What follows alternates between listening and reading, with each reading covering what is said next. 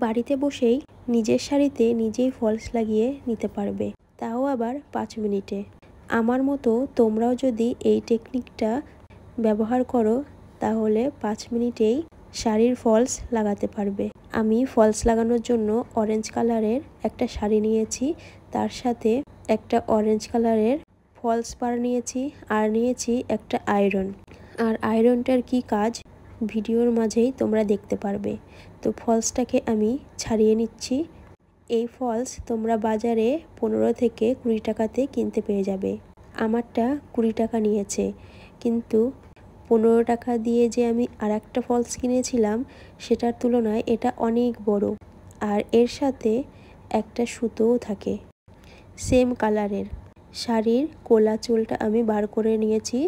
এরপরে কোলা চুলের যেহেতু ব্লাউজ পিস কাটা হয়নি আমার শাড়িতে, সেই জন্য আমি কোলা চুলের থেকে মাপ করে 1 বিদ্যা পরে এই ফলস পারের কর্নারটা অ্যাড করব।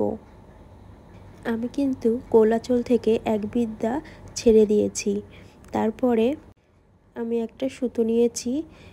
এই যে পাড়ের যে সুতো ছিল সেটা আমি নেইনি, এখানে তোমরা দেখতেই পাচ্ছ যে একটু অন্য কালার নিয়েছি। তার একটাই কারণ তোমরা যাতে ভালো করে বুঝতে পারো সেই জন্য। তো এই যে ফাঁকা ফাঁকা করে একটু আমি সেলাই করে নেব। নিচের দিকে একদম 2টো কি 3টে সুতো যাতে ওঠে এইরকম করে সেলাই করতে হবে। আর ওপরের দিকে ফাঁকা ফাঁকা করেই গ্যাপটা একটু বেশিই থাকবে, এইভাবে সেলাই করতে হবে। মানে নিচের দিকে গ্যাপ কম থাকবে, ওপরের দিকে গ্যাপটা একটু বেশি থাকবে। তো এইভাবে করে আমি সেলাই করতে থাকবো। আর আমার ভিডিওগুলো যদি ভালো লাগে লাইক কমেন্ট শেয়ার করে দেবে। আর যারা নতুন এখনও পর্যন্ত আমার চ্যানেলটিকে সাবস্ক্রাইব করোনি তারা অবশ্যই আমার চ্যানেলটিকে সাবস্ক্রাইব করে পাশে থাকা বেল আইকনটাকে প্রেস করে রাখবে পরবর্তী সকল ভিডিওর নোটিফিকেশন সবার আগে পাওয়ার জন্য। তো আমি যেই শাড়িটাতে এখন পাড় লাগাচ্ছি তোমরা দেখে অনেকেই বুঝে গেছো, আবার অনেকে বোঝোনি। এই শাড়িটা হচ্ছে অর্গানজা, এবার পুজোতে খুব উঠেছিল। আর আমার এই শাড়িটা নেটের ওপরে হ্যান্ড এমব্রয়ডারি করা, পুরোটাই নেটের উপরে সুতোর কাজ করা। আর এত হালকা শাড়ি বলে বোঝানোর নেই। আর শাড়িটার নিচের পোর্শনে মানে পাড়ের দিকে লেস লাগানো আছে, তাই জন্য শাড়ির পাড় শাড়ি পরার পরে উঠে উঠে আসবে না।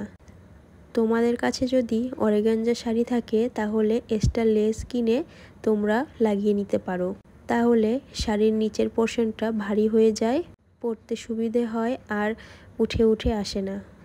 তো পুরোটা আমি সেলাই করে নেব।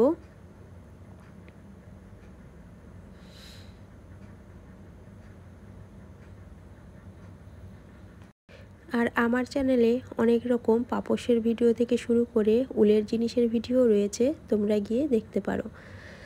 আমার তো ওদিকে পুরোটা কমপ্লিট হয়ে গেছে নিচের পোর্শনটা সেলাই করা। এরপরে আমি ওপরের পোর্শনটা সেলাই করব। আর এটাই সব থেকে কঠিন পার্ট।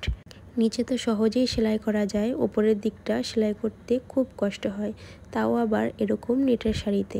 তো তোমাদেরকে সেটাই দেখাবো যে খুব সহজভাবে কি করে নেটের শাড়িতেও পাড় লাগানো যায় একদম ঝামেলা ছাড়া কম সময়ে। তো এই কর্নারটা আমি সেলাই করে নিচ্ছি।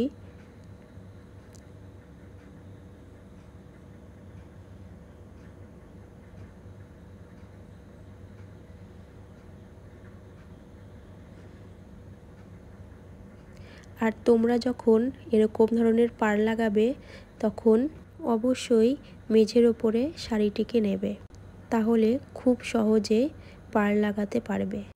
আর এই আয়রনটা কিসের জন্য নিয়েছি এবার তোমাদেরকে বলছি। তার আগে দেখে নাও এই সাইডটাও আমি এইভাবে করে সেলাই করে নেব। যেহেতু আমি ভিডিও বানানোর জন্য এই কাপড়ের ওপরে নিয়েছি সেই জন্য সেলাই করতে একটু অসুবিধা হচ্ছে।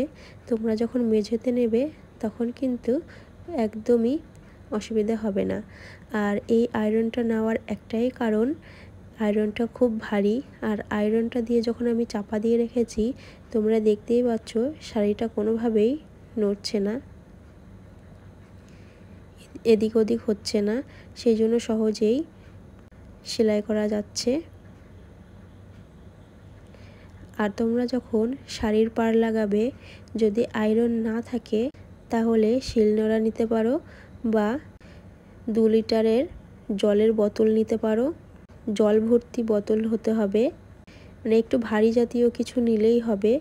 ভারী জাতীয় জিনিস নিলে কাপড়টা সরবে না। তো এইভাবে করে আমি পুরোটা সেলাই করে নেব। আবারও বলছি, আমার ভিডিওগুলো যদি ভালো লাগে লাইক কমেন্ট শেয়ার করে দেবে আর সাবস্ক্রাইব করে দেবে। পাশে থাকা বেল আইকনটাকেও প্রেস করে রাখবে। তো আমার শাড়ির ফলস লাগানো মোটামুটি কমপ্লিট হয়ে গেছে। দেখো একদম কিন্তু পারফেক্ট হয়েছে। আর যদি এটা আমি মেঝেতে নিতাম তাহলে আরও সুন্দর হতো, প্লেন হতো। এই যে এটা হচ্ছে সোজা দিক। আজকের মতো তাহলে এখানেই ভিডিওটি শেষ করছি। দেখা হবে অন্য কোনো দিন অন্য কোনো ভিডিওতে। ভিডিওটি দেখার জন্য অসংখ্য ধন্যবাদ।